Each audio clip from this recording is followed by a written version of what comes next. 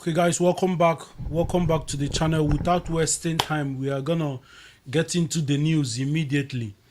After that Manchester United horrible performance against Hull City on Saturday, Manchester United fan base in general have reacted. The media have reacted. Even the rival fans have also reacted to that pathetic performance against Hull City. So now I'll try to have and I've actually tried to see all the contrast all the criticism, most especially Bruno Fernandes and Michael Carrick has gotten from the fan base, from the entire Manchester United fan base. Now, in my opinion, I will start with Bruno Fernandes. I can simply tell you that every atom of criticism from Manchester United fan base against Bruno Fernandes, I think, and every atom is valid due to that horrible and disgusting performance he had against Hull City on Saturday. I think every damn criticism from any Manchester United fans against Bruno, hence is not abusive. Hence is not abusive. I think it is valid.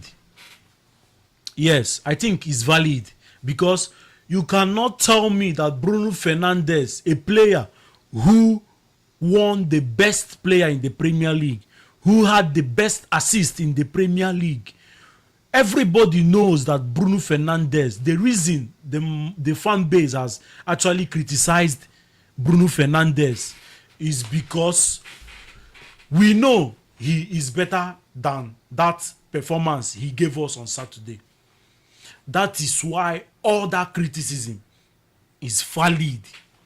Yes, I said all of them is valid. Hence, they are not abusive. Hence, it was because of that his performance against Hull City that any criticism against Bruno Fernandes is valid. Yes, that is my opinion about Bruno Fernandes. The criticism the Manchester United fan base have actually criticized him on about that Hull City game. So it is valid. Those criticisms are valid, hence they are not abusive. Now heading to Michael Carrick. Now I've also criticized Michael Carrick, but I cannot blame him. I cannot blame Michael Carrick. If Michael Carrick gets sacked today, it's not gonna move me at all.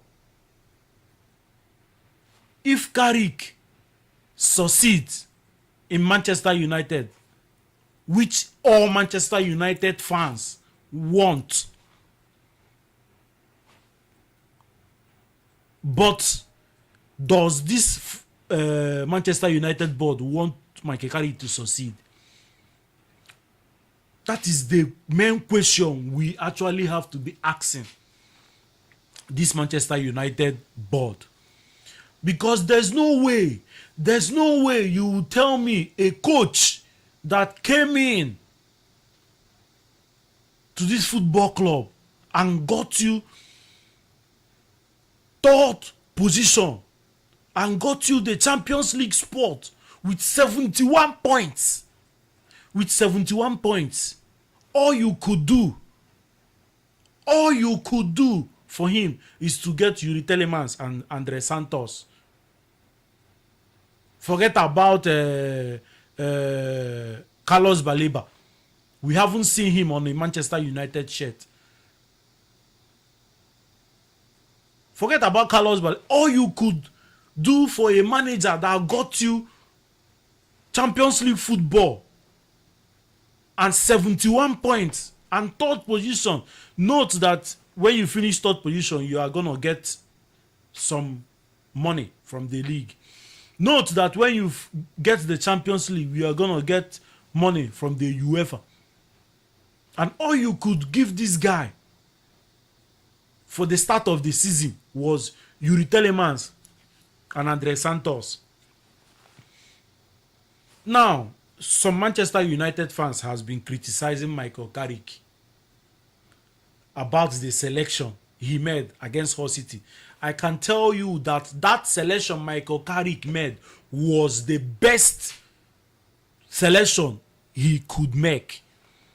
As in, that starting lineup was the best Michael Carrick could take, like he could send out to play against Hull City. It was the best.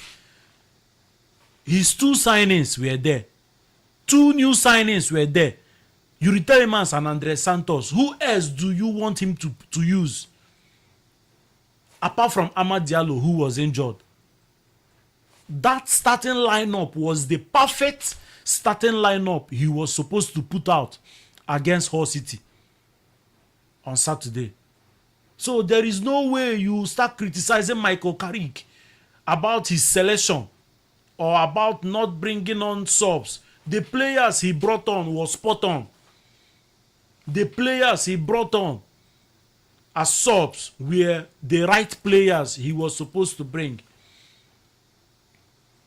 That Manchester United first 11 was supposed to beat Hull City, hands down.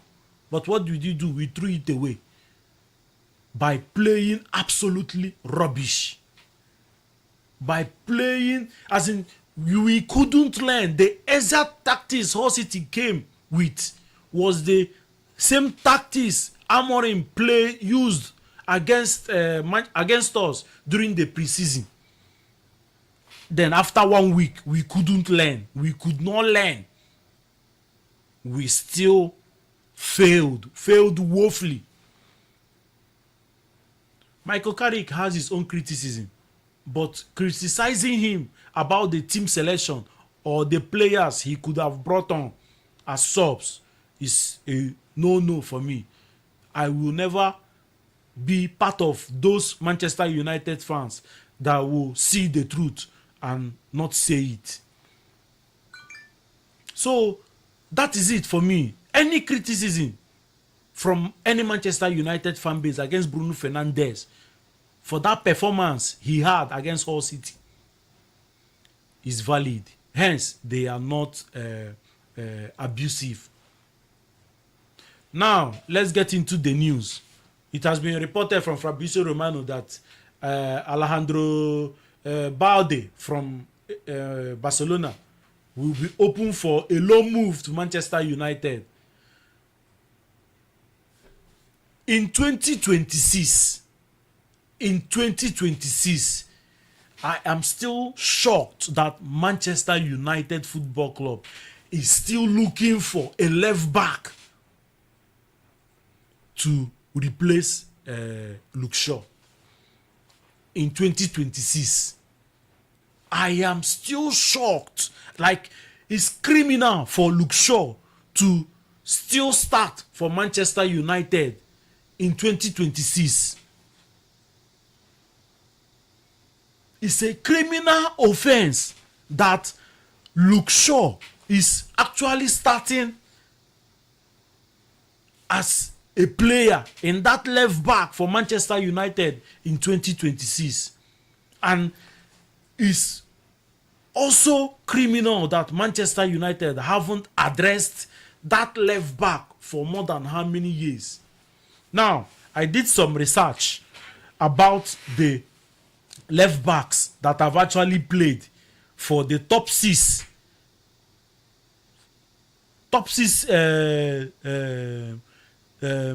clubs in England, like in the Premier League, since Luke Shaw came to Manchester United. I did some research, so I will list it out now. I will list it out. Then you will see how bad this football club is being run. I will list it out for you now. Give me a moment, guys.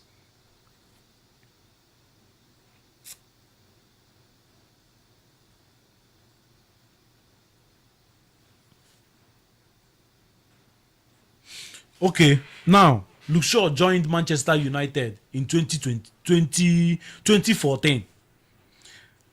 Within that 2014, Manchester United have signed left backs Tyra Malacia, who was an understudy to Luke Shaw. Manchester United have signed Alex Telles. Also, Manchester United have signed Regulion on loan. And currently, we had Patrick Dogu as an understudy also. Going to Manchester City. Manchester City had Benjamin Mendy, Angelino, that Brazilian guy that was said to be the next Marcelo Angelino. Where is he now? João Cancelo was signed as a left back, as in to play as a left back for Manchester City. Where is João Cancelo now? Sergio Gomez, I don't even know that one. I don't even know where that one. I've never heard that player in my lifetime playing for Manchester City. But he was a left back. He was signed in 2022. It's not even far. 2022. Sergio Gomez for Manchester City. Zinchenko has also played for Manchester City as a left back. Where are these players now? They have all moved on, apart from the academy player that is actually playing for Manchester City in that left back, which is Nico O'Reilly. I'm coming. And in 2026, Luke Shaw is still starting for Manchester United. Liverpool, Alberto Moreno. I know that guy. He signed the same season with Luke Shaw. Alberto Moreno. And Andy Robinson, he's now playing for Tottenham. Liverpool have moved him on. Is it I can't pronounce his name, Kotas Tinkask or what? I don't know if he's still in that Liverpool team. But now Milos Kokes is playing for that left back for Liverpool. I'm coming. And Luke Shaw is still starting for Manchester United. Come to Chelsea. Philip Luis, he's a manager now. Philip Luis is a coach. He's a coach either in the Brazilian league. Philip Luis signed same time with Luke Shaw, 2014. Babareham, is it Babarehim or Babarehim, 2015. I don't even know where that guy is now. Marcos Alonso, he won multiple trophies for Chelsea. He's gone. Emerson, gone. Ben Chilwell, gone. Marc Cucurella, Chelsea have moved him on. And Luke Shaw is still playing for Manchester United. Going to Arsenal.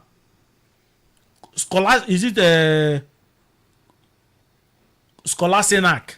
You know him. Maybe I've butchered his name, but you know who I'm talking about. Skolasinac moved on from Arsenal. Carrington Tierney, is it Tierney or Tereni? Moved on from Arsenal. Zivchenko moved on from Arsenal. Kiwo, is it Kiwo or Kiwo? Moved on from Arsenal.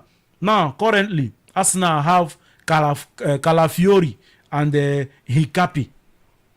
Currently, Arsenal have Calafiori and Hikapi. And Manchester United, or Luke Shaw, is still playing for Manchester United. I'm coming. Ben Davies, this is Tottenham now. Ben Davies, Ryan Segerson moved on. Sergio Reguilon moved on. Destiny Udoji is the one playing for Tottenham now in that left back. And Luke Shaw is still starting for Manchester United. Any Manchester United fan that thinks or that believes that Luke Shaw is still supposed to be in that Manchester United squad by now, you are one of the problem of this football club. You are literally one of the problems of this football club. If as a Manchester United fan you still think or you still believe that Luke Shaw still has a chance or is still supposed to be playing for Manchester United after listing out all these left backs from the top 6 Premier League clubs, and you still think that Luke Shaw is supposed to be playing for Manchester United in 2026, you are like, I don't know how you are supporting this football club, to be honest. Now, today, Manchester United is still thinking about bringing a left back.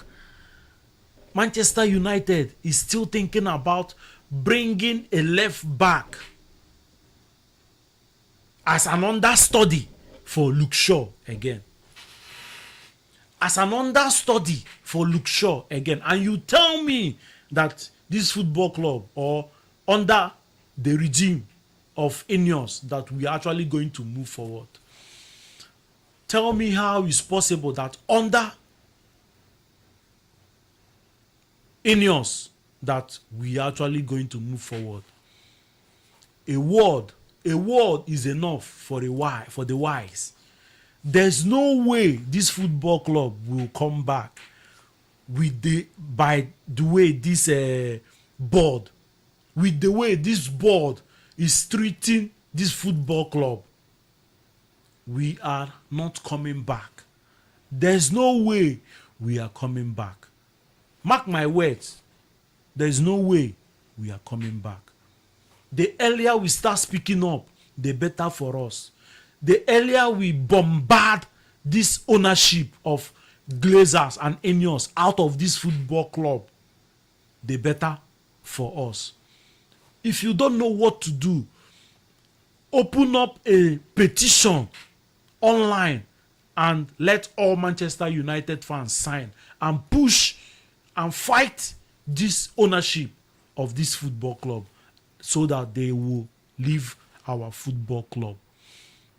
This is all about I have to say about Manchester United. The pylons on Bruno Fernandes and Michael Carrick, with Manchester United still thinking about to sign an understudy left back for Luke Shaw. This is the Manchester United news. This is the United agenda. Don't forget to like, share, and subscribe to the channel. One love.